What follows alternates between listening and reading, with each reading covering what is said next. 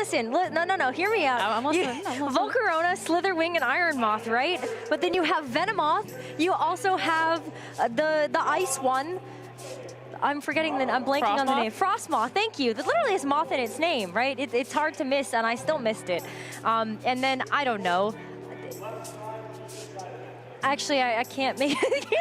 I know there's one more because people have memed this, but I also just have one counter argument to this moth team with Lampent. You just throw one lamp out there, it's done. It's gone. They all flock to the lamp. There's your team gone. See, I just want to know, Wolfe said that he's moth poisoning from playing so many moths.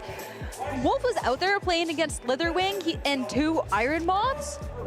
Who, like, I need to go back and look at who he was playing against because I want to know who was running this Slitherwing out there. Obviously, you know. Dawes is about to go look that up, don't worry. They got beaten, I guess, by Wolfe's Bear Song team, but at the same time, hey, respect to the Slitherwings out there. I mean, listen, Wolfe's opponents did really, really well. Like, he had one of the top resistances going into day number 2, so that has a lot to be said. Like, the Slitherwing was out there, and it actually did pretty okay. So, Dawes, like, theoretically, go look for it and report back to us, because I have to know how it was. Like, I'm curious, like, what were moves, and we need like, to give we need to get Ashton a couple of Slitherwing ideas too, because he is one match away from potentially following through with that bet and playing it at Knoxville. The only person left in his way at this point is, I wanted to call him the Mothman, but I guess the anti-Mothman here in Wolfe Glick.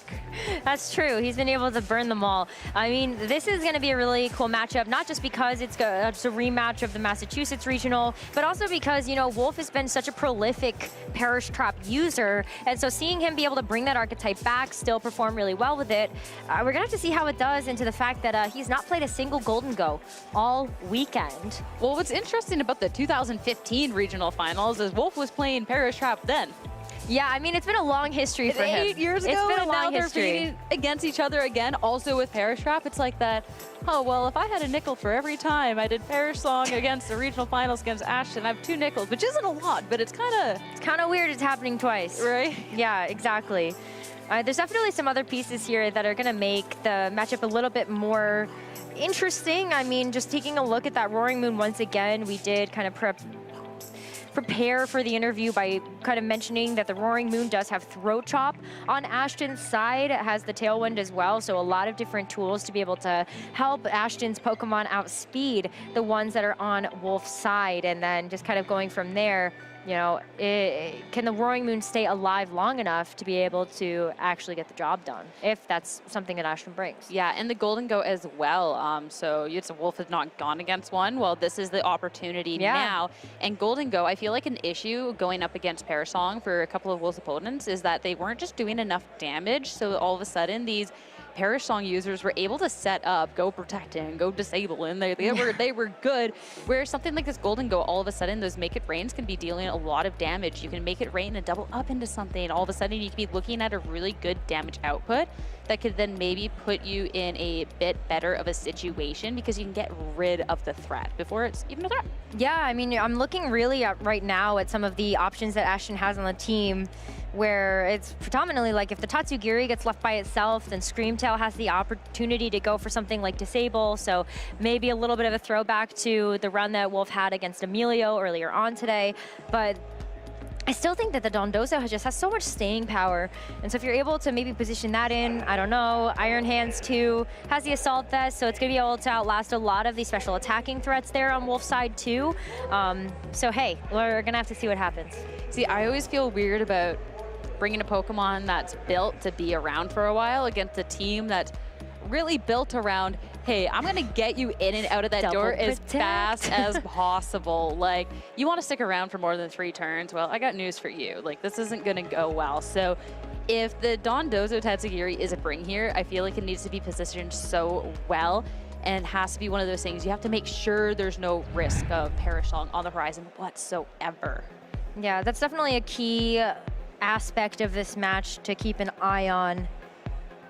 I just kind of wonder, like, does Ashton even lean into the Dondozo? I think you're right that maybe there just isn't like the proper time for it unless he's able to really kind of pivot around that. But, you know, Ashton, you got a chance to see his accomplishments very briefly there. Let's go over his team one more time. He's 3 Paradox Pokemon paired up with that Dondozo and Tatsugiri and the Iron Hands, the Roaring Moon, and the Brute Bonnet. And so there's a bit of support there. Brute Bonnet could go for something like a Pollen Puff. Could also go for a Spore to be able to help shut down some of the Pokemon that are on Wolf's side that would not want to be in the way. The Arcanine, though, not going to be affected by that, holding the safety goggles. Fluttermane has access to a Grass Terra. So it's a little bit harder to really weave that in. But I'm really looking at the Palafin that's been such an oppressive force for Wolfe if he decides to bring it to a match. See, what's so interesting on Wolfe's team, we've talked about the individual pieces, but I want to talk about it as a whole, is everything is so deliberately done to make sure that the strategy he wants to go for cannot be touched. I mean, even something like the Screamtail that would not appreciate a Make It Rain whatsoever, it does have that Steel Terra type. Then this Fluttermane with the Grass Terra, so it can't get spored, as well as the Arcanine, though it's not going to be spored. It's not going to be making sure that Rage Powder doesn't redirect it. The Dark-type Mental Herb Amoonguss to make sure that if there is a taunt, you can shake that off. Like, everything has such a specific purpose, and I feel like that is so clean with this team. And that's why positioning is even more important, right? Because you want to make sure that your pieces are in there such a way that you can use the Mental Herb on the Amoonguss, and maybe it's not your Screamtail that gets caught off guard by the taunt instead. So it's definitely about getting those reads right and getting that positioning down so that you can actually make use of those tools. Ashton still has a lot of offensive pressure, though. I'm looking at just the Golden Go and maybe even the Iron Hands here. I know it's been a little bit of a lackluster Pokemon this weekend when we've seen it on stream, but Ashton makes it look really good. And there's not too many threats on Wolf's side that you would really be able to mitigate the damage with unless you look at the Arcanine specifically, which is just, honestly, feels like a pretty good bring into this matchup anyway. Yeah, and at least having something like that Iron Hand, you can try and limit the Palafin and its options, because the Palafin, when it's been going off, it has been popping off for Wolfe. So you want to make sure that's fine. But here it is, game 1 here in the grand finals of Orlando Pokemon Regionals. Iron Hands, Goldango on Ashton's end of the field, going up against the Palafin and Arcanine. Yes, the Arcanine really nicely positioned here. You do get it in front of the Iron Hands, so it is going to be able to drop the attack stat of that Pokemon. You still have access to Fake Out here, though, so Ashton should be able to shut down a turn coming in from Wolf's side. But, you know, does the Palafin stay in? Does it try to get some damage out here? Or does Wolfe just go ahead and make a swap? Regardless, something in that slot is going to take a move that it's probably not going to like whatsoever. It will be a hard swap out with the Palafin and the Amoonguss coming in place. Now with the Palafin swapping out, you can activate that 0 to hero and be good for next turn. Arcanine is going to flinch thanks to the Fake Out from the Iron Hands, and now Shadow Ball into the Amoonguss. Going to deal a chunk of damage, bringing it just below half. Yeah, it's a pretty hefty amount of damage for this Amoonguss to take. If Wolfe wants to be able to keep it alive, just knowing how much that Golden Go did into that slot, you're going to really want to be able to switch it out and get that Regenerator healing online. And Ashton, it can feel pretty safe to go ahead and target that down. Either you're going to end up hitting maybe a Palafin that switches in, or you end up getting a chance to hit something else. But if the Amoonguss protects, then you're trying to cover for those options as well, as we see a Terra come through. Yeah, we already touched upon the Terra options on Wolfe ends and how things are pretty deliberate. And when you see a Grass Terra type on any Pokemon, which is going to be the case with the Iron Hand, you know the purpose of it going up against the Amoonguss. It feels bad a little bit when there is that Arcanine on the other end of the field. Zed targeting into the Golden Go doesn't appreciate the hit nonetheless either, and that is going to be a KO. Yeah, big KO there. Golden Go definitely taking that for super effective damage. Arcanine takes a lot of recoil from that, though, so this close combat into the Arcanine will be enough to pick up the knockout. And so Iron Hands feeling a little bit vulnerable here when you do have those defense and special defense drops. And a free switch for Wolfe here into the Palafin in the back or whatever else, but that Grass Terra really good here. Yeah, whether it was going to be a Rage Powder to make sure that the Arcanine was safe or the Spore, regardless, Iron Hands doesn't care, and the Spore is not going to do anything into this turn. Being able to get rid of the threat of the Arcanine is so nice here. And now looking at what to bring in. No Dondozo, but is bringing the individual piece of Tatsugiri. All right, so Tatsugiri coming in is pretty interesting. It does have the Choice Scarf attached, and it has the Icy Wind, Muddy Water, and Draco Meteor. So a lot of offensive options here, but you also have some speed control. And honestly, like just looking at how these pieces are positioned, I wonder what Wolfe has in the back. Is it a Perish Song user? Is it going to be able to actually help pin something down here on Ashton's team? As of right now, you're really hoping that this Palafin's going to be able to do enough, but it's Amoonguss switch out here, and so now we get a chance to see what that fourth and final is going to be. It will be the Screamtail, so it does have something that has the Perish Song option. We've seen the disable. In terms of what it's actually doing offensively beyond that is just going to be the play rough, of course. The Tatsugiri not going to necessarily appreciate that on Ashton's end of the field, but this is definitely a Pokemon that can be better set up to end game things. Protect from the Palafin to start things off, so that means it's going to be nice and safe, but it was a hit to Draco Meteor into the Screamtail, so that doesn't do anything thanks to the Fairy type, and Palafin safe as well. Yeah, nice switch here. The Fairy type Screamtail just giving Wolfe an idea of what this Tatsugiri is going to go for, having that Choice Scarf. And this is a perfect opportunity. If the Screamtail wants to go for something like the Disable, you could do that into that slot to be able to shut off this Tatsugiri's pressure. But at this point, Ashton's really trying to pivot out here to be sure that he's going to be able to get in kind of those bigger offensive threats here. And also just deal some damage to this Palafin. Those stab electric type attacks can really hurt. It can. Palafin not wanting to stick around to be on the receiving end of an electric move is going to swap back out into the Amoonguss. Of course, Regenerator means it can be coming in with better health. Tatsugiri taking the play pretty well. Oh. Draco Meteor, that is a miss onto the Amoonguss. Twice in a row, this Tatsugiri isn't doing much at all. Oh, that's such a rough miss there. I mean, that would be able to at least help out with the Amoonguss a little bit, but not in this case. You're really now just trying to deal with the damage that you can, and I mean, this Amoonguss is just so nicely positioned. You could bring the Palafin back in if you want to, but it's also really not being threatened by too much on Ashton's side of the field right now.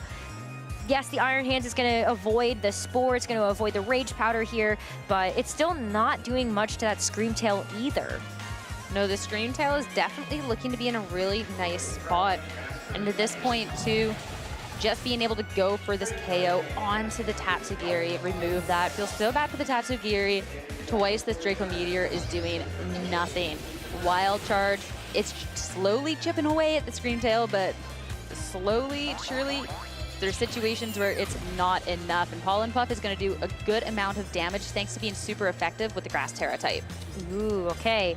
We're seeing the Roaring Moon as the fourth and final Pokemon here for Ashton, and so, yes, this Screamtail has been pretty speedy, but also not so much that it's not been able to move first multiple times here, but it's down to the final two Pokemon, and so this is kind of do or die here for Ashton. Is the Roaring Moon going to be able to actually help out the Iron Hands? Maybe you want to be able to get some more damage into the Amoonguss, but then also just, you got to get it out of the way. This is going to be a really important Pokemon to remove when you don't want your Roaring Moon to get put to sleep either. That's not going to be able to save itself. And the weird thing is there is now two Pokemon left for Ashton. So you have to be so worried about any threat of Perish. Moon is swapping out and is going to bring the Palafin in, taking the Acrobatics pretty well. But no, we're going for pure aggression at this point. Play Rough is going to be enough for this one-hit KO onto the Roaring Moon, and now one Pokemon left. This Grass Iron Hand. Wild Charge into the Palafin, even being a super effective hit. This Iron Hands is just not doing enough damage to anything at this point.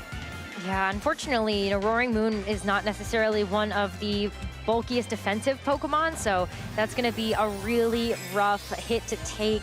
It's just the Iron Hands, even the Terrestrialization on top. Wolfe is just trying to ensure the victory here, going for an extra increase onto those Water-type attacks. Yeah, I mean, it's the last turn of the battle here, and just cleaning things up in any way, shape, and form. That'll be a Perish Song, so regardless of how things go, this will end in 3 turns. But Wave Crash from the speedy Palafin hitting into the Iron Hands is going to do so much damage, and that is going to be Wolfe Glick here winning Game 1.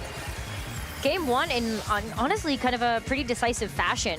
Wolfe had a very nice game plan going into all of the Pokemon that we did see Ashton bring to this match, and being able to get such a quick knockout onto the Golden Go removed a lot of pressure from the rest of the Pokemon on the field. But how does Ashton adjust to this? It doesn't feel particularly safe to bring in the Dondozo and the Tatsugiri combo, and the Roaring Moon just unfortunately felt like it wasn't impactful in that match, regardless of the tricks it had up its sleeve. I feel like the Tatsugiri just did the least.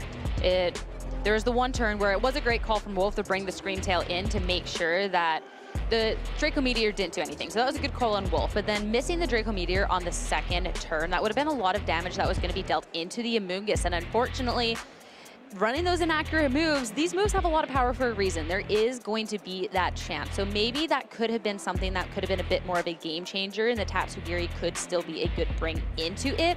But at the same time, you really need to be thinking, because it is your tournament life on the line at this point, and that is such a tough blow with that Pokemon. Yeah, I mean, Ashton really just kind of figuring out how to work around what the pressure is on Wolfe's side. He talked a little bit about bringing Dondozo by itself in a few of his other matches. I think he said he brought it like 3 games or something like that versus one of his opponents, and it ended up working out just fine. But again, like that, having that combo and being locked into something like the Dondozo Tatsugiri is just really, really risky, and a risk that I feel like Ashton is not willing to take for this particular matchup unless he feels comfortable that he's going to be able to deal with anything else on Wolfe's side. Maybe that's going to be enough to deal with the pressure of the Flutter Mane or the Scream Tail, but it's kind of coming down to those back Pokemon and whether or not they can actually get the Perish Song off. I think the tricky thing going up against Wolfe's team too is he doesn't even have to play for the Perish Song endgame to just have it available, considering it's something that he has an option on multiple Pokemon that probably just want to make their way to the matchup anyways. So you can't even hope that your opponent doesn't want to play that way. So it is tough, but here it is. Time to hop into game 2. It will be the Dondozo next to the Golden Go on Ashton's end. Arcanine and Palafin yet again making an appearance on Wolfe's. Yeah, so there's a couple of things that the Arcanine here on Wolfe's side could really go for. You'd already gotten Intimidate drop onto the Dondozo, but honestly, you're really looking at maybe being able to just kind of get some damage down onto the Golden Go. That Flare Blitz was plenty to be able to pick up the knockout earlier on, so that would be a quick KO, but also a free switch for Ashton to be able to get that Dondozo and Tatsugiri combo up if he so chooses. That's the thing. I'm intrigued, though, about how you want to be going about this. We can see the hovers. You really want to make sure you're getting this first turn off right. Arcanine protecting. Wolfe has protected a lot during the tournament just to scout things out to make sure things are going to be safe, and that's going to be no exception for this time. Palafin also taking this opportunity to make sure surviving into the next turn. You get the information on where things are targeting, what things want to do, and the Golden Goat will do nothing. But this does leave the way for a free substitute. Yeah, so Dondozo just going to go ahead and start setting up here. The Golden Go has locked itself into the Shadow Ball for now, but can switch out to be able to reset the choice specs that it has for some super effective damage later. And Dondozo already putting a bunch of pressure onto the Arcanine here, as Wolfe is going to start things off with a swap. And that'll be the Scream Tail making its way onto the field as the Palafin goes 0 to hero, hiding in the back for a later occasion. And the Scream Tail is what makes this matchup tricky. It's definitely not the Paradox that I thought would be making this type of tournament run and 1 game away from closing up the regionals, but it's so good in this position. It really is, and so you're going to see a switch here from Ashton as well. You have the Dondozo that's safe behind the substitute, but the Iron Hands is also going to be making an appearance. But a little bit of a switch up here from Wolfe. He's going to go ahead and Terra Water this Arcanine. Yeah, making sure this is where the defensive Terra types come in, because all of a sudden you're looking across the field. It's something like the Dondozo, and you want to make sure that you're not going to be taking too much damage from it. Iron Hand's going to take a tunk from the Flare Blitz from the Arcanine, and the Wave Crash coming out from the Dondozo, hitting into the Arcanine slot. Look at how little damage that does now because of the Water Terra type. Yeah, the resist there is absolutely critical, and honestly, I don't know if there's another better option here. Palafin was going to be able to do a lot of damage in the end game as well, but it does leave Arcanine a little bit vulnerable to the Iron Hands that's on the field, unless Wolfe feels like he has a great way to be able to deal with the Iron Hands for now. So it will be a switch out here of the Arcanine in favor of the Amoonguss, which will take those electric type attacks way better. Yeah, Amoonguss definitely eats those types of hits for breakfast. but feeling good about the Perish Song situation. Screamtail is going to go and set that up instantly, though. A Volt Switch, it does very little damage, but it is going to be able to have the chance to swap out. And because of that, Perish Song not going to be affecting that slot. So Dondozo will be the only one that is now on the timer, at least on Wolfe, on Ashton's end. Yeah, we're going to see the Wave Crash come through and just a little bit more damage there into the Screamtail to try to remove it from the field. But, I mean, with the Golden Go on the field, too, you're trying to figure out a way to deal with the Screamtail or maybe even force out a switch here. But here are the Perish counters. Yep, so importantly on Ashton's end, the Dondozo needs to find this chance to be swapping and getting rid of that. Wolfe has a couple of turns to play around with, can really just be a thorn on the side, but the thing is there is nothing that is locking anything on Ashton's side in place. But it does force a pivot at some point, which means there's going to be a slot that's not doing anything, and you can make reads or just hits into that to make sure whatever comes in place is going to be coming in on a really bad note. Yeah, so Wolfe could go for a double protect here. We've seen it do it a few times with the Screamtail and the Amoonguss being in. And so Ashton's kind of playing around with, do I try to get some damage off? If the double protect comes through, am I going to be in a bad position? Going to preserve the Dondozo for later and bring the Tatsugiri in. And this is why this matchup is a little bit tough positionally. You don't want the Dondozo and the Tatsugiri to be stuck in here together if the Screamtail decides to go for another Perish Song. And it will be a protect, not a double this time around, as Amoonguss is going to go for some sort of this turn, either Pollen Buff or the Spore, make it rain, doing a good amount of damage into that spot. But it will be the Spore in return onto the freshly swapped in Tatsugiri. Yeah, so Tatsugiri falling asleep here, still going to be able to help out Ashton in terms of the pivot, but you do have a little bit of a predicament here on Wolfe's side. Screamtail and Amoonguss, their Perish counters are now going to start to count down. And Ashton still has plenty of Pokemon healthy to be able to go for some attacks here. You did see the Screamtail end up using that Protect in that last turn, so Ashton is very safe to go for some type of damage here. And then the Tatsugiri, it's not going to be doing much right now, so maybe you preserve it to be able to get the Commander boost later for the Dondozo once you take care of that threat of the Screamtail, knowing it's the only Perish Song user in this game number 2. And it will be the swap out to make sure that it is preserved for later as Palafin makes its way back in. That's the scary thing, because the pivot, you're just bringing in a really strong Pokemon that can start trying to be going for those KOs and dealing that damage out. Tatsugiri not really doing much on the field whatsoever as Sleep is swapping out, and Iron Hands making its appearance back out. Yeah, protect here from the Amoonguss, just kind of playing things safe and feeling it out. But I mean, Ashton at this point can use the Make It Rain, and Palafin is still going to be in a pretty good position. Like, look at how little that's going to do. There's already the special attack drop on Ashton's Golden Go. The Palafin already resists the hit. The longer this Golden Go stays in and is going for the Make It Rain, the less and less damage it's going to do over time. And like another kind of key choice here for Ashton to make, you know, do you keep going for the damage with the Golden Go? Do you try to switch it out? Are you feeling safe about bringing Tatsugiri or Dondozo in the face of this Palafin and Amoonguss? At least we're going to see a switch here. Amoonguss just not want to stay in, get that Regenerator healing back. And bring the Arcanine out, bringing out the Intimidate to drop the attack stat on the Iron Hands. And there's a good amount of hits. I'm looking specifically to Make It Rain. Not going to do anything there. Wave Crash into the Iron Hands. That is going to be a KO on Wolfe's end of things. And looking in such a good position. A good chunk of recoil onto the Palafin, but this Make It Rain does so little damage. Yeah, and the choices for Ashton are starting to whittle down. We have the Screamtail on Wolfe's side, just still kind of silently waiting in the back. So if Ashton ends up in a position where the Dondozo and the Tatsugiri are both on the board, Wolfe can switch back in the Screamtail if he has another Pokemon available and just go ahead and go for that Perish Song. But this Golden Go at this point isn't doing very much damage. So you're kind of considering, like, is this going to be the perfect time to switch it out and just go ahead and get this Dondozo up and running? With potentially running out of options, going for a big Earthquake, taking this double KO and seeing and hoping that you can be doing enough next time around could just be the play. The Arcanine, though, swapping out, that's not going to be falling in wave of anything else, and it'll be the Amoonguss coming back out. There's been so many pivoting, and it's not going to end whatsoever, as we know what's about to happen next. It'll be this Tatsugiri coming out, hopping right into the Dondozo's mouth, and activating that Commander and getting a nice boost to all of the stats. Yeah, it's okay if it's asleep. It'll still do its job to help out that Dondozo. And at this point, too, now you're stuck. If you're Ashton, you've got the Dondozo, you've got the Tatsugiri on the field. You're not able to switch here. Palafin just going for Protect. Fishing for what's happening here from this Dondozo. Yeah, so it's going to be safe here from the Earthquake. The Amoonguss hopping in, of course, is not going to be. The Earthquake by itself is not going to be enough, but it does deal a really good amount of damage, and it goes down to the fact, too, that the Amoonguss with the Rage Powder, it can't redirect a move that hits everything on the field.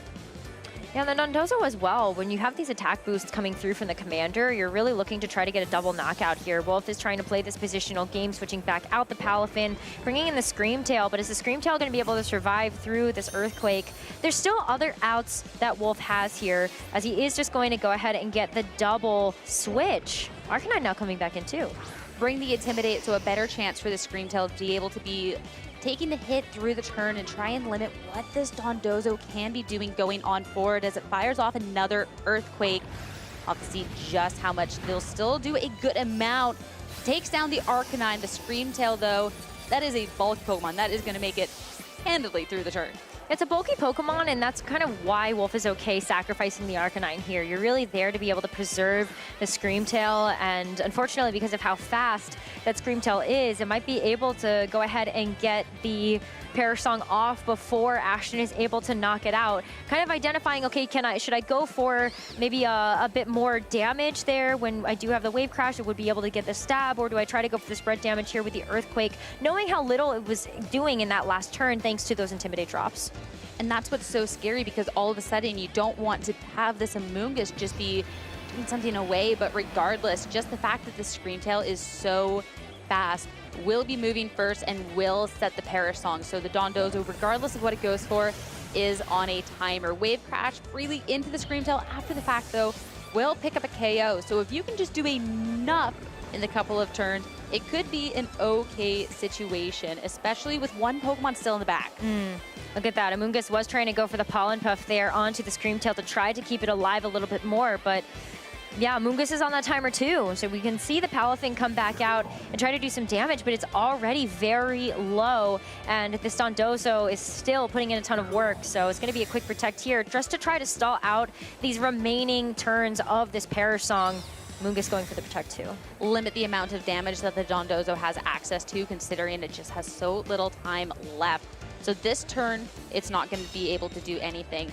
Next turn, we'll have to see just what mileage Earthquake can do, because if you can just clean up the rest of what's on Wolfe's side, well, then that's going to be your win con right there, with these being the final two Pokemon. Yeah, I mean, and unfortunately, yeah, Palafin's not going to be dealing with the timer. Neither's Tatsugiri, because it was invulnerable hopping into the Dondozo's mouth, so it actually didn't hear the song. Funny enough, Dondozo was enough to be able to keep that safe. So even if Wolfe at this point is actually going to be able to get through this Dondozo or outlast it to be able to get it knockout, you still have the Tatsugiri that has the Choice Scarf available, as well as the Golden Go that has the Choice Specs, and Amoonguss isn't going to be able to do too much that unless it wants to go for those attacking moves. So really just the Amoonguss here for Wolfe, and it's got the Perish count to 1 here, as we're going to be looking at a game number 3. Yeah, and I love that Wave Crash. Make sure you're taking out the Palafin, because the Pollen Puff can't be boosting up the HP of that Pokemon. Since Amoonguss also having heard the Perish Song will be getting KO'd at the end of this turn. So to end things off, it is going to be the score, regardless at the end of this. Both of these Pokemon are going to bed in a different sense, but hey, the Chesto-Berry, at least you can see that go off. Yeah, listen, you can confirm that it is going to be the Chesto just and Rest case. set. Yeah, just to be able to prepare for next time. But Amoonguss knocks itself out here. Tatsugiri comes out without hearing the Perish Song either. So game number 3, let's go. I am here for it. And a little case of the Perish Song just going a little backwards. And I love that the Dondozo Tatsugiri actually worked, because I was so worried about a Dondozo being stuck on the field with Perish Song. But had Wolfe had more Pokemon, then it could have been a little bit of a different situation, since you could try and pick off a Tatsugiri that's all by itself, but then you have to give kudos to the fact that Ashton did still, in fact, have that Golden Go in the back. So even if Wolfe had left himself in a position where the Tatsugiri could have been dealt with, then you also have to get past this Golden Go, and that can prove to be so problematic in so many different scenarios. Yeah, I mean, even just with the Tatsugiri, with the Icy Wind, and then, yeah, the Golden Go just having all of that special attack damage, it was always going to be really tough. And so Wolfe just kind of trying to figure out some way to stall, to figure out enough time to think about how he wants to go into this third and final game, the game that will decide it all here at the Orlando Regional Championships. And credit to Ashton where credit is due, that was a very tough position to navigate. The way that he was able to lock down the Arcanine and make sure that it was off the field before you could really kind of put out the pressure there with the Dondozo. You got the knockouts that you needed. You put Wolfe into this like really difficult position where that Palafin had also taken a bunch of damage. So how is the staying power really gonna work? It was a tough one for sure.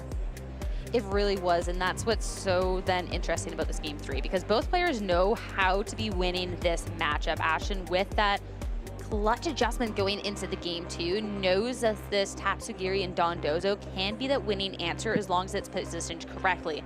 And Wolfe, now the Parasong in this situation didn't quite work out. You're on the back foot there. So how do you then adjust going to make sure that in this game you can limit what this Dondozo does and make sure that it's not taking the KOs that leave you in a position where you can't take advantage of that whole gimp that you wanted to bring in the first place? Positioning is going to play a huge role there, that is for sure, but it's going to be a bit of a switch up here. Wolfe actually going to bring in the Gothitelle for the first time in the series. Both players have been pivoting so much, and that Gothitelle with that Shadow Tag is going to make it so nothing on Ashton's end can be swapping out here, at least on its own. Iron Hands does have the ability to be going for a Volt Switch if it wants, so it does have that option later on. But at the same time, you're low-key stuck, at least for this moment, with the Tatsugiri and the Iron Hands. I mean, you're just getting so much pressure on you from the Arcanine, but it's not even going to go for an attack here. It's just going to be a switch out in favor of the Screamtail. It's starting now. Hey, I mean, we've seen Wolfe go for these aggressive early turn Parasongs and just how impactful they can be. So bringing that in, you now have to be worried about that. The fake out onto the Gothitelle is just going to be a little bit of chip. Make sure it doesn't do anything. And Muddy Water does not do much whatsoever. Just that little bit of chip. So now you're looking at a position where the Muddy Water is going to continue to at least get some damage down, and the Tatsugiri too. Just going with that Choice Scarf, will be locked into it for the time being, but Iron Hands still might be able to position out, and it's kind of up to Ashton whether or not he feels like, you know, getting the damage down and the Volt Switch is going to be enough in case the Screamtail does end up going for something like the Parasong. But it's just a play rough here. Nice call just to get them damage. Some damage, but not enough to be taking that KO on the Tatsugiri as it fires off another round of Muddy Water. Accuracy drop onto the Gothitelle at this point, but doing also enough damage that it will get a little bit of health recovery thanks to that Citrus Berry. Now the Volt Switch on to the Screamtail. Little damage, but the important part is going to be a pivot on Ashton's end, and he can bring in that Dondozo if he chooses. So the little health that Tatsugiri has, it doesn't matter. Regardless of whether you're full health or just a little bit, the commander is still going to work the same. Yeah, Tatsugiri has definitely done its job at this point, being able to put some pressure down. The only thing that I feel like Ashton needs to be a little worried about at this point is that he's locked in here, and this Gothitelle does have access to Heal Pulse, so it could help keep this Screamtail a little bit more healthy, going for something like the Parasong and then getting a quick pivot out, but that Dondozo putting on some pressure here with the Earthquake to get some spread damage onto both the Screamtail and the Gothitelle. And every turn that this Gothitelle is heal pulsing, it's not protecting. So it, with the spread move like this Earthquake, Ashton can at least be putting on this constant pressure so that if it does go for something like that, then maybe you can be in a position where you can be taking out that Gothitelle. But Gothitelle instead swapping out, releasing Shadow Tag, not that it would matter quite in this case, and bringing the Amoonguss in. Yeah, so Amoonguss, it's been a move that we've seen from Wolfe a few times before, just letting the Amoonguss come in, going ahead and singing that Parasong, and the Earthquake as well. Yeah, Amoonguss is going to soak that up, no problem. You can see the double protect come through on the next turn, but the critical hit is a knockout here. No way. That Screamtail gone for the count. Sets the Parasong. An amazing show. Drop mic. It's out of there. The Amoonguss takes the hit so well, but that is a big hit onto that Pokemon. That Screamtail went ahead and sang its song, and now it has to go back home. Gothitelle going to be coming back out here, and so you could go for something like the Fake Out into the Dondozo and see if you're able to get something done with this Amoonguss, but you have some borrowed time here. Dondozo should be able to get knocked out due to the Perish Song. He can't switch out, but the Amoonguss is going to come back out for the Arcanine, get that Intimidate drop. Go for the Intimidate, and now the Dondozo will be a little bit limited in the damage, but still being able to do a good amount. Any damage, though, that it's trying to do will have to be for next turn because it will be a Fake Out. Now, Perish count on that Dondozo down to 2. Yeah, I mean, you're still buying some time here. 2 more turns. You couldn't go for the Earthquake here. If you are the Dondozo, Wolfe could just go for another switch here as the Amoonguss is going to have its Perish count reset as well. That would take the Earthquake a little bit better, and it preserves your Arcanine for later to deal with something like the Iron Hands and maybe even the Golden Go that would be in the back for Ashton. That's going to be some really nice, super effective damage that you'll want to have on hand. Also worth noting that we haven't seen a Terra yet from Ashton's side, so maybe that's something that you could look at as well, just to be able to kind of boost up your damage further down the line. Maybe want to see that in the late game when you have those late game options that just need to be cleaning up what this Dondozo has set up to do, since it can't do it all in the couple of turns remaining it has in battle. Gothitelle swapping out, bringing the Amoonguss back in. Thanks to Regenerator, it's looking healthier than ever. Arcanine is not going to be on the wrong end of an Earthquake this time around, and we've already seen what this does to Amoonguss. Yeah, it's not going to be doing too much here. Even if it was a critical hit, I think you're pretty comfortable being able to take that as well. And so hard to find out just how much that does. And it's not too much, but you're able to stall out here. You can switch back in the Gothitelle if you want to. Amoonguss could go for a Protect or kind of however else. But you're really trying to look at cleaning up this Tatsugiri once it comes back out of the Dondozo. Yeah, you want to make sure, we talked about it before, that when you get rid of the Dondozo, that the Tatsugiri is not going to be left out of control, because that's definitely a Pokemon that has some viability to it. The Choice Scarves, it goes fast. It can hit some decent enough damage. So you can't let that be in a position, especially when Wolfe has taken some damage on these Pokemon. Gothitelle coming in place of the Amoonguss. The Arcanine has already protected, and it's going to be time for this Paratype on to the Arcanine. This one is the water one, so making sure that something like a Wave Crash wouldn't be doing enough to be KOing it. But more importantly, it's actually removing its Fire type here, so any Earthquakes coming through from Ashton's Dondozo would not be able to hit the Arcanine for super effective damage, and so that's a really nice defensive Terra here from Arcanine to be able to withstand that. And just like that, Dondozo's getting knocked out here thanks to the Perish Song. Does do at least a decent amount of chunk to both Pokemon before it goes, but now the Tatsugiri is all by its lonesome out on the field, with still 2 really strong Pokemon on Ashton's end that are left, even with the Dondozo gone. That Iron Hands and that Golden Goat. Both of these Pokemon can definitely hold their own in terms of damage. Yeah, I still see a position though, even if you bring in the Iron Hands here and you're looking at the target of the Arcanine with the Water Terra, you're not going to be doing that much because there's still an ability for Wolfe to bring in the Amoonguss, which would also be able to handle that damage coming in from the Iron Hands as well. The Fake Out is where things might be able to get a little bit interesting. Tatsugiri still has a little bit of HP remaining, so you can still go for some type of attack here, but these targets have to be critical coming in here from Ashton. It's going to have to do the job here, and Muddy Water is still going to be what Tatsugiri is locked into. Yeah, it's so important, especially at this point in the battle. You just touched on it. These targets are so pivotal. You're looking at that end game, what you need to be taking out, and a well-timed Protect more than ever could be that difference maker of regional champion or regional finalist at this point. It's so down to the wire with these 2 players. The Fake Out onto the Iron Hands, going to ensure nothing happens from that end, as Extreme Speed onto the Tatsugiri is going to get rid of that Pokemon, and now it's down to 2 for Ashton. Yep, that's so nice there. You can see that the Speed Tears allowed it such that the Gothitelle is able to get the Fake Out first, and then the Iron Hands unfortunately not able to move. And I love that we get the chance to finally see the tech here on the Arcanine of the Extreme Speed. That priority damage just so important here. It's down to these 2 heavy hitters here for Ashton in the Golden Go and the Iron Hands. but the Iron Hands has been kept in check for a little while, despite the fact that it is carrying the Assault Vest. It's in front of the Arcanine that is going to be able to dish out physical damage. Super effective, whether or not this Iron Hands is going to terastallize or not. At this point in the battle, to the Golden Go. Choice specs, once you're locked in, you are locked. So that move choice is so important as well. Amoonguss coming in for the Crocodile. It's the Pokemon that could. It's never going down, but Flare Blitz is going to be enough to take down the Golden Go. One Pokemon left for Ashton. I think he knows. He's nodding at this point. Even though the recoil damage is coming through and Iron Hands is going to use the close combat here, knocking out the Arcanine, there's still that Gothitelle in the back, and because the defense is going to fall, you know, what's going to happen? This is the final few turns of the game. And swapping that Gothitelle out, you now have access yet again to this fake out. You have this Amoonguss that can be putting that pressure on a Spore, and it's one of those being on the wall. Sure, this Gothitelle doesn't have the most damage, but you don't have the most when you just have the capability. But terastallizing, it's been left till the last point in the battle, but no, not going to go for it.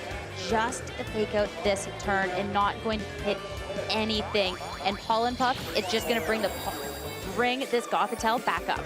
Yeah, and the fact that Ashton hasn't terastallized yet, if he doesn't now, or if he does, he removes that fighting typing, and so Gothitelle on Wolf's side does have access to Psychic, and so this is a great way for Ashton to try to stay in this game, especially when that Grass Terra is also going to remove Wolf's ability to Rage Powder away and also Spore the Iron Hands. This is it, keeping it right until the end of the battle. Can't be Spored, can't be Rage Powdered. The Gothitelle gonna stay safe. It got healed up last turn and is gonna be safe behind to protect this time around, as the Wild Charge is not gonna be doing anything, hitting into that Protect. Now the Amoonguss, there's the opportunity to be going for something like the Pollen Puff, but instead the Spore, there was no terastallizing last turn, and this time the Spore is not gonna be doing anything. That Protect burned as well on Wolf's end. All right, so Wild Charge here, it's going to do some decent damage into the Gothitelle, but it's also going to be dropping the attack, the defense and the special defense. We got the Psychic here too, just kind of trying to get as much chip in as possible. But the Pollen Puff here, super effective damage. It's so much, it's not quite enough in this case, but when the move that you have is that Wild Charge, that recoil is not enough, so the match is canceled. Wolfe Glick taking the series, your Orlando Pokemon Regional Champion. Look at that. It was so cool getting a chance to see them do the interview side by side as well. And it's tough because in Ashton's position, when you're looking at the Iron Hands at the very end of the game, it just got locked down. You can't go for close combat. You're lowering your defense and special defense. And like anything else, is just not going to be able to do enough damage there. So terastallizing's tough. You gain some things, you get things taken away, and unfortunately you gain that weakness to those Pollen Puffs as well. So even if you can take out the Gothitelle there, Pollen Puff will do it. See, it sounds so cliche, but I'm just going to say it. I'm so glad we got to see the full 3 games and really see both trainers bring out some fantastic strategies to really push the other to the limits to make it into this game 3, because there's obviously the concerns when somebody wins the first game pretty convincingly on how the series as a whole will go. But no, it was so well done by both players, both playing to every out that they could.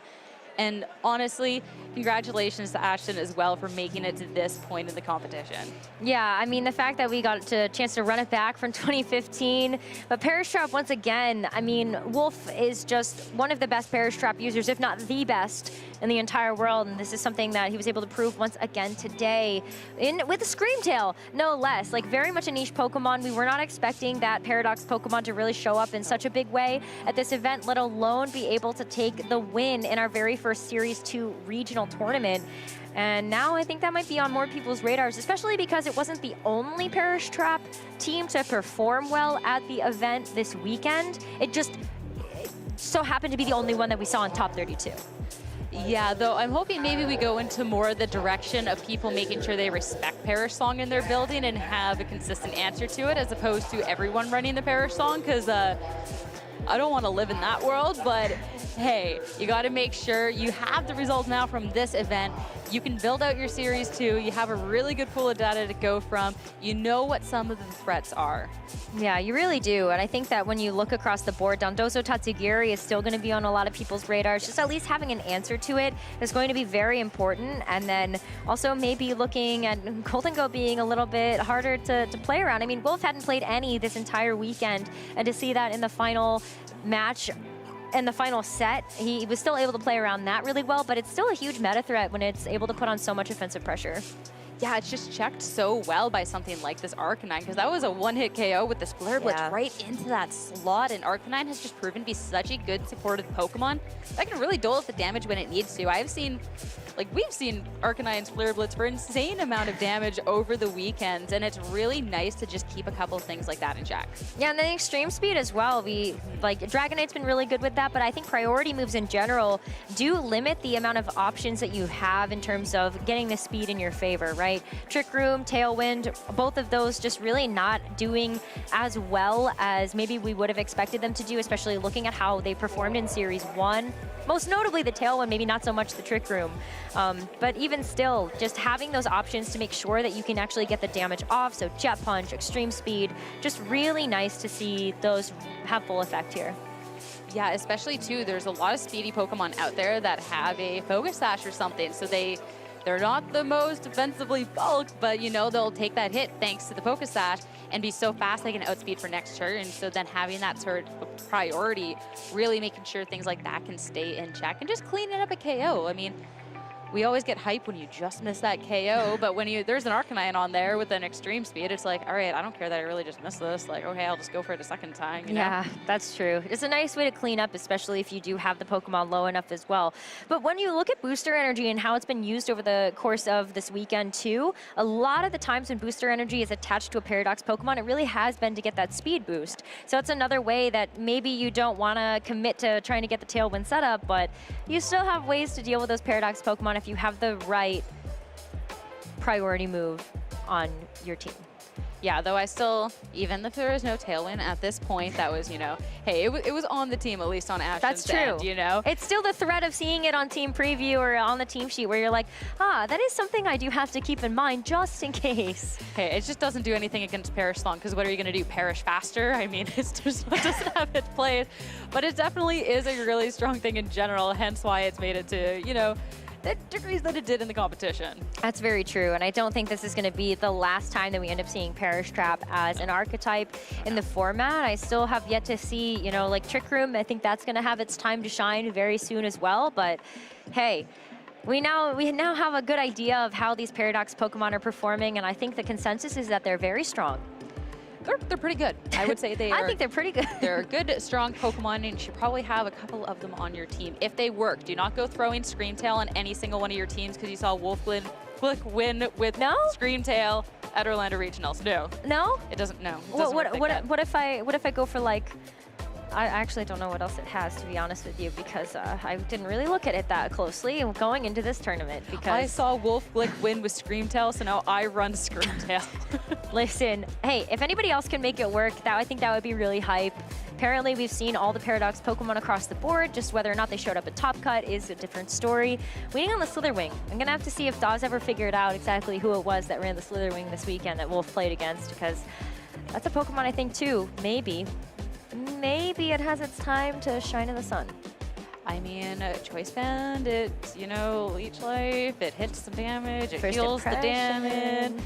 Yeah, I'm just saying, I mean, hey, you know, Wolfe said that he would work on it if he won and at least give it an honest go to run some sort of Moth variant. So, yeah, you know. Iron Moth or Slitherwing. Any one of the two, I think I would take at this point, just to see if it's viable. Hey, I'm here for it. This is just the beginning of Series 2, and that's always the fun part. Because, yeah, this was such a great snapshot of the format. But now you can see what was good, what was kind of missing, what went through the cracks. And I'm sure that there is some insane team that was out there on the floor where maybe somebody just wasn't, that got hacked out. Maybe they just didn't have the best day. Maybe they didn't go up against the right matchups. Because there's always the player that's like, no, this team was so good, but I went against my one auto loss. It happens. So. Yeah. You never know. There could be some sauce out there, but as we're wrapping up the day, a nice chance to reflect through the journey that we had. And still, just to reiterate, the amount of world champions that we had in our top cut is it's incredible. It's enormous. It's not showing the full field right now because we did have a top 32 cut, but there were 5 world champions in the top 32 here at the Orlando Regional Championship. And out of 750 players here that showed up to play in the Masters division, the fact that these are the players that sit out on top, there's definitely something to be garnered here from how they played, what they played, and all the sets that they ran as well. There's a lot of great material to go study going into the Oceania International Championships. And I want to throw again a kudos to Ashton here at this point, and honestly to Wolfe too, because Wolfe threw this top cut bracket 2-0ing all opponents until getting to the finals, where Ashton was putting up this fight. Yes. So kudos to Wolfe for making it to the finals with his 2-0 record, and then kudos to Ashton for being the first person in our top cut to be handing Wolfe this L. Also the fact that Ashton beat Brendan, Carson, 2 world champions right there to make it here. I guess 3rd time's the charm though. So unfortunately not going to be able to get through this one, but still Ashton playing to an incredible level where this matchup just didn't really look like it was going to be in his favor, and still found a way to get that win. Could have been the world champion slayer, but alas, we were 1 game short of that title. Next time. Next time he's got this for sure. Hey, he has a bunch of IC wins under his belt. Maybe Oceania is his time if he's end up going there. But huge congratulations to Wolfe. Perish Trap once again for him, just kind of proving to be one of the best archetypes. And I respect, mad respect, because it's a tough archetype to run, and I think there's a reason why we only saw 1 of it in top 32. And I feel like a lot of people are going to find out that lesson the hard way, that Perish Trap is actually hard to run, because there is definitely games where it looked really easy. You're like, all right, well, so easy. I'm going to click Perish Song, and I'm just going to press Protect for the next 3 turns. Like, what are you going to do? It's not that easy, folks. I'm sure people are going to be taking it on ladder. They're going to try it out. I'm not going to enjoy the ranked ladder for the next couple of weeks. And they're just going to realize that, hey, it does take some degree of skill to be able to play this type, because we got to see as well, there wasn't always the Gothitelle in. There wasn't always the position where the opponent only had 2 Pokemon left. There was times where, hey, they could swap out at any point, but it's just that constant pressure.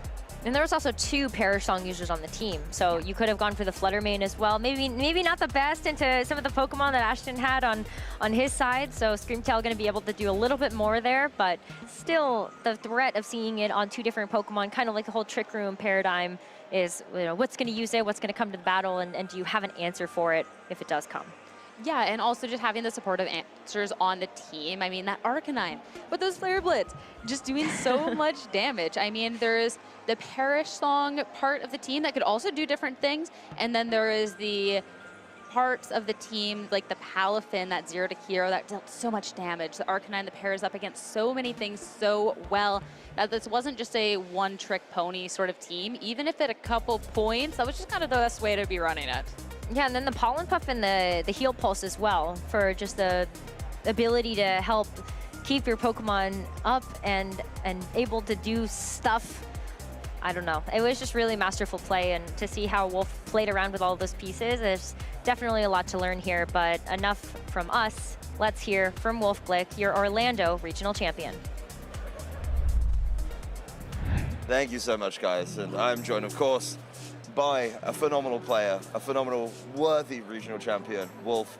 Gut reaction to what was honestly a phenomenal set. We said before it was 2-0, 2-0, 2-0 for you, and you took the 2-1, but you got there. Yeah, I got there in the end. After losing game 2, I was like, uh-oh, like this does I don't like this doesn't feel good. And I thought I made a really smart adjustment for game 3 with Gothitelle and Arcanine trying to trap the, like prevent Tatsugiri and Dondozo getting to the field together. But because Ashton was so fast, because his Iron Hands was so fast, and he adjusted his lead again, it was really difficult for me to actually like keep him trapped and get that up.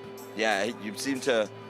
He told me actually earlier that he had a really fast Iron Hands. Yeah. So I was thinking about that. I was like, I wonder how much he knows. It's really fast. Yeah, I was quite surprised to see it. I was speeding my Gothitelle because that's not something I've seen before, in all honesty. Oh, not something you prepped for? No, not even a little bit. Especially the Volt Switch. If it had any other move, it would have been fine. I could keep it there, but yep. Yeah, it got out of the trap. Yeah, got away from that one. But I still did great. Obviously, we got to see Perish Trap come to the fore. You know, this is kind of becoming your thing now. You know, when you're feeling like a regional win, add to your continuing list of accomplishments. Just go back to Perish Trap, I guess. So for me, you know, I feel like different players have different teams that they like, right? Mm-hmm. Like some people are like, oh, I love using rain, I love using sand. For me, like if there was one team that feels so natural to me, it's Perish Trap. Like it's a team I've been using since 2012 when you had to use Wobbuffet and Mismagius, which was not very good, in all honesty. I'm pretty sure I tested that pair with you once, and I was like, please stop. I was going to say, yeah, we probably did back in the day. So, yeah, I just like, it's like, for me, it's like my favorite team to use. Like, I love the strategy. I love the way it plays out. I think that, like, I am the only person, I think, who could pilot this team. I think if anyone else were to try and pick it up, it wouldn't really make any sense. But to me, it just feels so natural and fluid, and I feel like I'm able to really adjust the way that I play with it. So, yeah, to me, it's really meaningful because it's not always a good strategy. You really need very specific pieces, and when Pokemon like Incineroar are popular, it's really difficult because parting shot just gets you out. So, it's really I'm really happy that not only win another regional, but to do it with a team that I really love. So basically, what he's warning you is don't try this pick it at up. home. Do not try this at home. You know people are going to. They're going to, and I'm gonna apologize now because it's not gonna make much sense, is my guess. Yeah. How many hours do you think you put in to each time you pick up Perish Trap? What's that game plan look like? Is it just grind every matchup and see what you can do? So it's really about being very particular, right? So there was a couple kind of intricacies in my team that I learned because I prepped so much and I understood the team so well. One that ended up being really important was Ashton's Goldango was actually quite defensively trained. It was super defensive, and right before it came out in the finals, he was like, I should live this. Like, I'm super, he said to me, I should live this. I've trained my guy to be super defensive, and I was like, yes, but you trained your guy to be super defensive to live normal Arcanine, and after using this team, I realized it was super important for Arcanine to KO a Goldango whenever it hits it, so I'm running like maximum attack on my Arcanine. Okay. And so that like ended up being the difference maker. And I think it's just like, I understand how the pieces work both individually and together so well that I'm really able to have like a really good high level understanding of how the team plays, and I think that's like kind of what allowed me to, I think this team was pretty close to perfect. Like there might have been a couple things that could have been changed, but yeah, I think this team really kind of reached its final form here.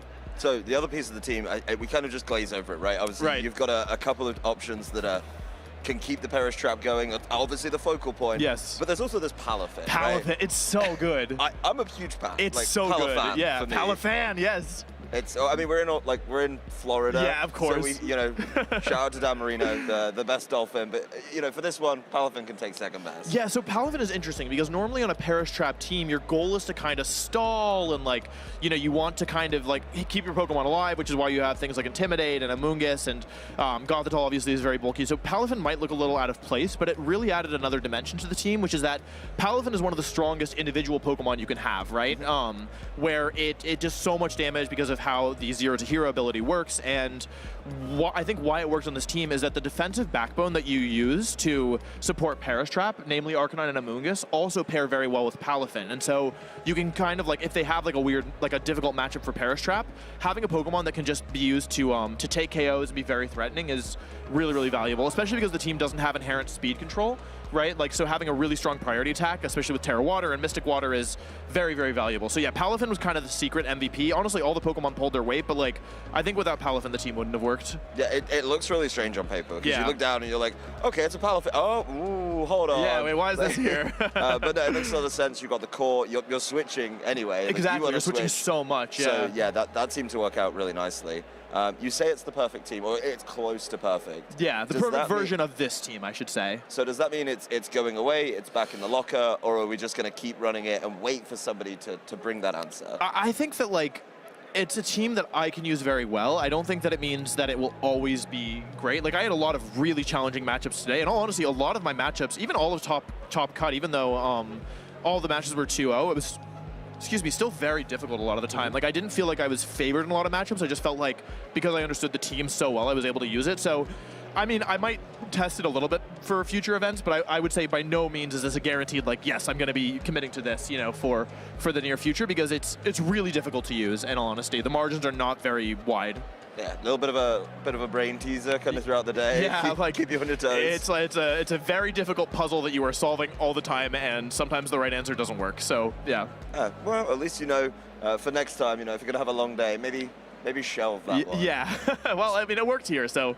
But yeah, maybe next time I have a team that's a bit easier to pilot. Yeah. So thinking of next time, what's coming up for you this year? How's your season looking? How's that going to be shaping up? So a bunch of my friends are getting married this year. So they happen to be getting married on the dates of the internationals. So I can't go to OCIC or EUIC. So I'm trying to go to a bunch of regionals to kind of compensate for that. So I'm here. I'm going to be going to Knoxville, planning on doing Charlotte and Fort Wayne. Plans can change, but that's kind of the immediate future. And then, of course, NAIC at the end, and then hoping to, I'm really hoping to make day 2 for the World Championships. That's kind of my goal for the season, which will be difficult because I'm not attending many internationals, but I think doable, especially with a strong finish here. Well, I mean, it really depends how the internationals shake out, right? Like exactly. which There's no regions those titles go to. If they all fall to like Europe, those regionals looking good. Do me a favor, come on, Australia, you got me. Yeah, look, I mean, why not just cover all the regions? Yeah. See if Latin America will help you out as well. I would appreciate it, yeah. Well, if you're not going to OCIC, which, you know, kind of gives you a little bit of time, and you get to chill out, watch from home,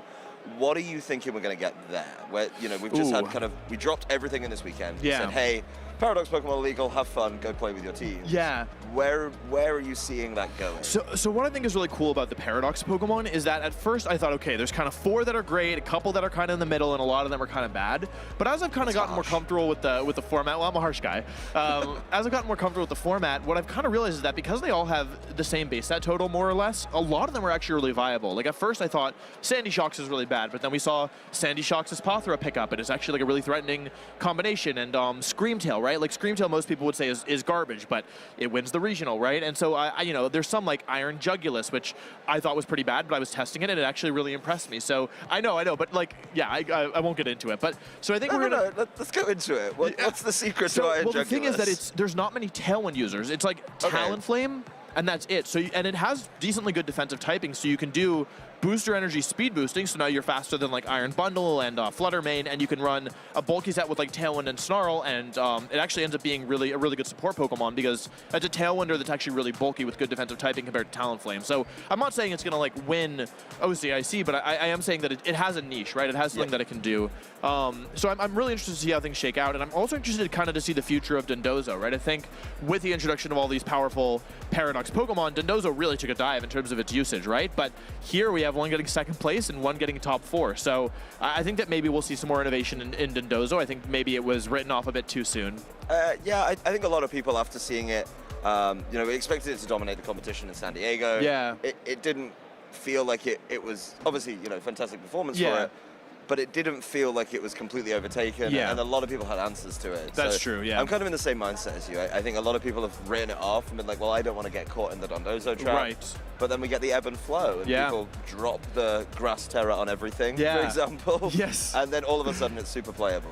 Yeah, I think it's interesting because, like, when Dondozo was better, it was harder to perform well with it because everyone was prepared, and now that Dondozo is worse, it's something that I think a lot of players aren't respecting as much, and so it is kind of this interesting balance where the worse Dondozo is, the better odds it has of succeeding, but then that causes more people to prepare for it, which then sends the odds back down again. So I don't know if Dondozo, like, how it will do, but I think it's a very potent pairing, and I wouldn't be surprised to see it doing well. It's a vicious cycle as the Dondozo player. Like, it's like, I got countered, I'm going to drop it. Yes. Everyone drops their counter. I will use Dondozo. It's actually, it's a seesaw. There's no real steps to it. It's just like, are there counters in the field? Yes, no? Yeah, it's like a binary. Yeah, like just really quickly decide. Yeah. So obviously we have to talk about, you know, your list of achievements is ridiculous. But this is a lot of people. I did check the socials beforehand. Yeah. They've got the emoji out. They've got the goat emoji out. How does that, you know, crown feel from a lot of people? You know, it's nice. What I will say is I feel a great, maybe not burden of responsibility, but sense of responsibility, right? I think I'm one of the more well-known players in the community, and, you know, VGC, competitive Pokemon, is something that I care a lot about, right? And so I think a lot about what is my responsibility, what is my duty to this community, like, how do I kind of use this position that I've been very fortunate to find myself in, like, how do I use that to better other people? So, you know, whether people think that I'm the greatest of all time or whether they think I'm number 2 or number 3, you know, like, I appreciate people thinking highly of me, but to me, it doesn't really change what I have to do, you know, or what I want to do, I should say. Where, you know, I love this game, I really do, and there's so many beautiful things about it, and I think something that's really special, and part of the reason I've been able to stick around, you know, so long, since 2011, is that you can always get better. Like, Pokemon always has more that it can teach you, and you can always, like, grow in trying to be a better player. And I find, for me, that's also made me a better person. Like, trying to master this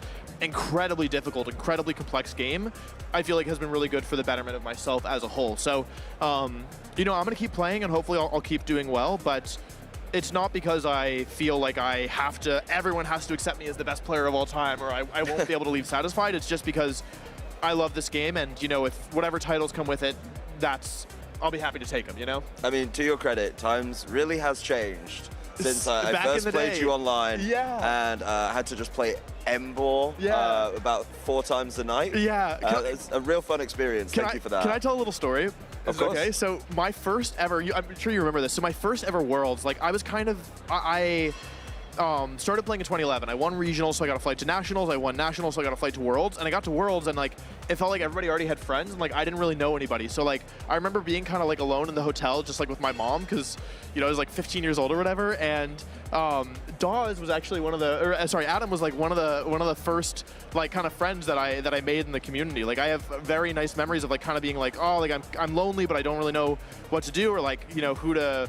Like I don't have anybody to hang out with, and you invited me out, and we had like a night. It was you and your friend Chris, and we went we like walked around the convention center and chatted, and it was like very meaningful to me. So it's really kind of nice to kind of look at where we started, you know, like just a couple guys hanging out in a hotel in California, and you know see all this now. So I still have a picture actually from that really? event. You'll have to send it to me. I'll see if I can find it. I might pop it on socials afterwards. 100%. I remember I was like on the train down. I stayed up in LA for a bit, and me and Chris were like, we must beat this lead. Yeah. You were the only one that had it. Oh, yeah, you had Candle and Dog or something. It was Chandler or Stoutland. I remember this. It was a phenomenal time. It beat your lead because it knocked out. Yeah, you had like Clifford helping Griggers. hand to Terra Ghost Gem. Oh my God, Ghost Gem Chandelurus, or maybe just helping hand It was Chandelurus. just helping hand on Chandler. Yeah, it would KO my Clifford Griggers. Wow, yeah, That's a I'm throwback. showing my age. Yeah. You've built way better teams since then. You Although know- I still remember it. You know, I still remember what was on that team all these years later. Yeah, so- absolutely. It's But- nice to see where things have come. Yeah, we've definitely changed. Oh in yeah, those years. thankfully. Yeah. Well, thank you so much. Thank you. Honestly, putting on a show. You did say before the finals I hadn't spoken to you yet, so I'm glad I got the Yeah, chance it was to sit nice down. chatting and catching up. Obviously, you know, Ashton offered me a Slitherwing. You wouldn't commit Yeah. to anything. Now you've got the win, maybe feeling a bit more confident. Not for a regional. I'm not asking you to take it to a regional. I now know, obviously with weddings, those are more valuables. What about a little ladder? With I something? can do a ladder. I'll at some point use Iron Moth. I'll build an Iron Moth team and I'll use it on the ladder. Okay, It's pretty good. Like it's actually I played a bunch of them today. Yesterday. It's really strong. So I can definitely make it work. I appreciate that. It just adds a little more fun to the event. Absolutely. Before we go, any last words for those at home? Apart from the warning, do not play this team if you're don't not use the team. prepared. I just want to say thank you. I really feel like it's funny, you know, kind of being up on the stage and being, you know, the last player in the tournament, the final player.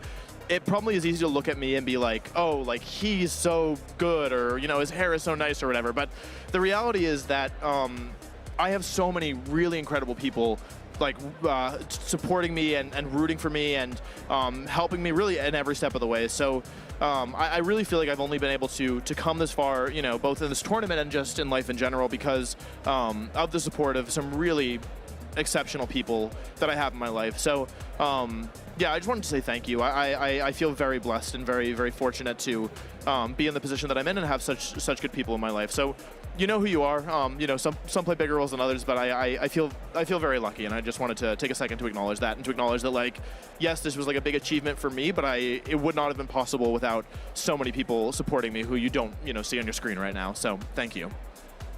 Very nice. I think I know some of your support network. I know some of the people, and they are all phenomenal people. And that, to be honest, you know, I've talked about a couple of people. That's kind of what Pokemon's about, right? I think so too. If you're ever doubting, I mean, you've got a fantastic amount of content to go and watch, which I know is very accessible to some newer players and something that you're very thoughtful of. I do recommend it. Go and watch, learn more about the game, and at the end of the day, do what you did in 2011. Go out to an event, come and meet some people, and who knows where you're going to be in a few years. Like, if you told me, you know, little 15-year-old high school freshman Wolfe, like, walking into this big, imposing convention center at, you know, like, my first ever event, if you showed me a picture and be like, hey, that, like, leads to this, I wouldn't have believed you. I'd be like, who's that guy? Like, why is his hair so nice? But, yeah, no, you really never know. And whether, you know, I think it's also worth noting that there's so much to gain in the community, even if, you know, maybe, like, the game doesn't come as naturally to you. Like, there's so many good people as a part, you know, playing and supporting via casting and judging, and there's so many good people to meet, and it's a really great community. So, yeah, I would definitely encourage, if you're interested in all, doesn't have to be right away, but just start thinking about it. Like, see if there's there's an event near you, and you know, even if you don't want to play, like even if it's, you know, you're like I don't feel ready, like just come and hang out and like be a part of the atmosphere. Like if you don't like it, you don't have to keep doing it, but I have a feeling that you'll enjoy it. So yeah. Yeah, there's definitely a way to get involved. There's side events. There's obviously you can play online as well from the comfort of your own home. Yeah. We did that for a while, and coming back to events was definitely different. Yes. But I'm sure your phone is going a little bit crazy. I'm sure you've got a lot of people to talk to. So thank you so much for your time. Thank you. Wolfe. Congratulations once again. And to be honest, I think the debate is settled. We've just got to be honest about it. You are my favorite. Yes, that's what I care about. That's what matters to me. I'll wear the title proudly. That's the fact at the end of the day. Thank you again. We'll be back very shortly. I'll be sitting down with the rest of the guys. We're going to take a look back at what we've seen here in Orlando over the course of this weekend.